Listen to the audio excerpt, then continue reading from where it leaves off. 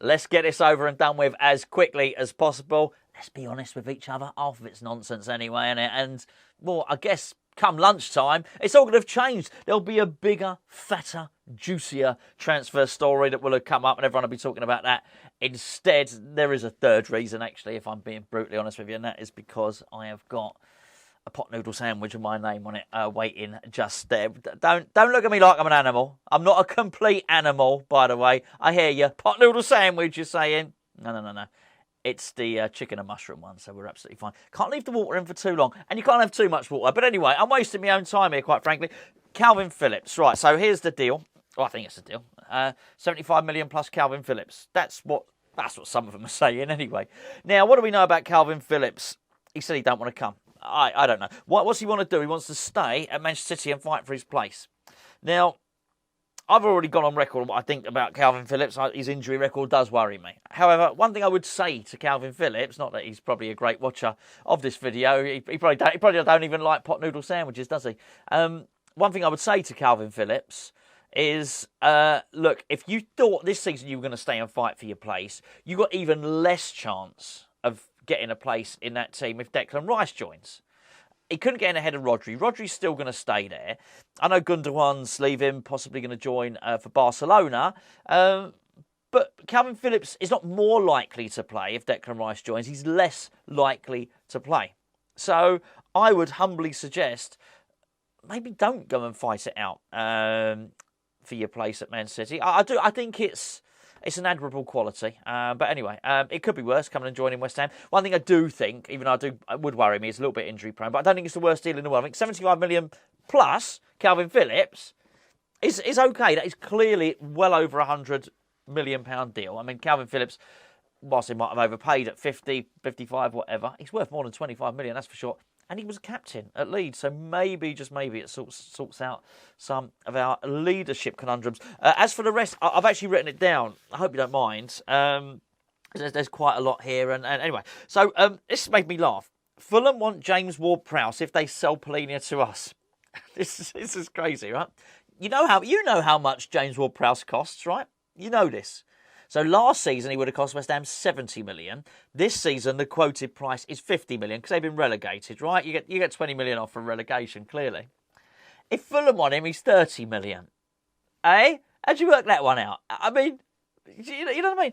I have often thought for a little while that there are a number of clubs who are quite willing to try and pull West Ham's pants down, but we've earned that reputation. We've earned those pants round the ankles in many respects because we have allowed teams to take the mickey out of us. Teams like Ajax, teams like Lazio. I mean, they have done this sort of stuff to us before. So I don't blame Southampton for chancing their arm. But if James Ward-Prowse costs 30 million, that's really what we should be paying if we want him. And I'm not entirely sure we do. I'm not even entirely sure we want Polina.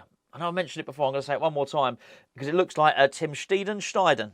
I'm going with a Steiden. All right, and until I'm corrected, until I hear him say Steiden, I'm going with a Steiden. All right. I can't imagine him coming in and wanting the 28-year-old from Fulham. I don't think that happens. Anyway, I may be wrong on that. I hope I'm wrong on that. More should I say? I'll tell you what is interesting, though. Gazzetta dello Sport, big Italian sports daily newspaper, they're saying the deal from Scamacca to Roma is imminent within days. But hold on a second. I mean, it's another one, another team trying to take the mickey out of us. No deal has been agreed. Or not I know, not that I'm privy to negotiations. They've not even made a bid. Close to going through. I don't think so. Look, let's say club sources have been happily talking this week. Honestly, they've been talking to everyone about everything this week, letting people know what's been going on, particularly with the Declan Rice saga, with the Tim Steiden stuff. There's been no news on that. There really hasn't. There's no deal imminent unless Gazzetta dello Sport knows something that maybe the West Ham owners don't. Anyway, I just find that a little bit weird. What I do like though is, like Daniel Levy's got that reputation of he's really hard to do business with, and I think he is, and I think he's a pain in the arse and all that sort of stuff. I sort of didn't mind Sullivan just basically turning around to Arsenal and saying no. One word answer: no.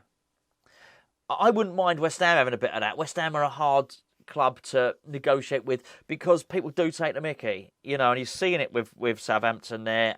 You're certainly seeing it with was it AC Milan? Right, okay. I hadn't spoken about this. McTominay and Harry Maguire. It's just so much news going on. It's not even news, is it? But so many rumours going on. Two very different entities. Harry Maguire would be a really good player for West Ham, and he would probably sort out the captain thing. I'm undecided. My initial reaction was no, because I think it's, you know, the position he plays in. Does that kick a Gerd out? And I know a Gerd can have some patchy games, but he can also have some brilliant games as well. And where does that lead us in terms of, you know, Gerd's the young, I know he's 26, but he's the young player who's going to be, you know, pivotal to the way we play and all that sort of thing. Costs £35 million. What are we going to do? You know, miss out? I don't know. I don't know how that works with that. That being said, if they're not going to keep Ogbonna on, then there's a space there for another centre-back. But is Harry Maguire honestly going to be happy, you know, having the Ogbonna role at West Ham? Harry Maguire doesn't play every game at Manchester United. If he moves somewhere, it's going to be to play every game. So I think if he comes to us, he's going to have to be guaranteed first-team place. I'm not comfortable with that. Tim Steeden, we've covered. Folarin Balogun. Spoken about him before. Now, you know, everyone was going on about Will Still. You know the guy. Championship manager, West Ham fan, and started coaching at Preston. It was all in the news because apparently he'd learnt his coaching skills playing Football Manager. He hadn't, but it was a good story. Anyway, so he was on TalkSport. He was the flavour of the month. He did well. He had a good season for Reims. Let's go with Reims. So like motorbike engine warming up then, didn't I? So he manages them. He had a forward on loan. We spoke about him. That's why if you might think he sounds familiar, we spoke about him a few months ago when everyone was saying that Will Still was going to be the next West Ham manager. Folarin Balogun. I might have spoken about him before, but I do have to look at my notes to remember his name. Yeah, so he scored lots of goals. In fact, I got this somewhere. 21 goals in 37 games. There we go. Caught the attention of West Ham hierarchy. It is interesting that the striker caught the attention of West Ham hierarchy rather than the manager himself. The interesting thing is he is an Arsenal player. He was on loan from Arsenal. And here's where it becomes really interesting. I'm not going to spend too much time talking about how interesting it is because that pot noodle's getting soggy. What I do think is going to be really interesting is if we don't do the deal with Arsenal, because Man City have come in and Man United come in and we get this auction, and Arsenal, I think it's fair to say, I think this would be an accurate thing. Chelsea for the last 2.5, 3 years have probably thought they were going to sign Declan Rice for West Ham. But for the last 6 months, Arsenal have been pretty confident that they were going to sign Declan Rice from West Ham. We pulled a rug out from under them, well not us, Man City or whatever, and they've done it to themselves by making silly-ass bids, right? Arsenal have done this to themselves. How is it going to be difficult for us to negotiate with them in terms of trying to buy one of their players, and in this case, Balogun, who's going to have returned from a loan back to Arsenal? I don't know. And we were also linked with Nketiah as well. I know he played all right against us, but yeah, he's okay. But I'm far from convinced he's the guy to lead the line for West Ham. You know, I'll speak about it in other videos. I think in many respects it's our most important signing is the striker this season, because we just keep getting it wrong. Keep getting it very, very wrong. Anyway, there's your transfer roundup. There's a lot of it. And there's one thing you can bet your house on. Don't bet your house on it. But there's one thing you can bet your house on. That is that there's going to be a whole load of new rumours today.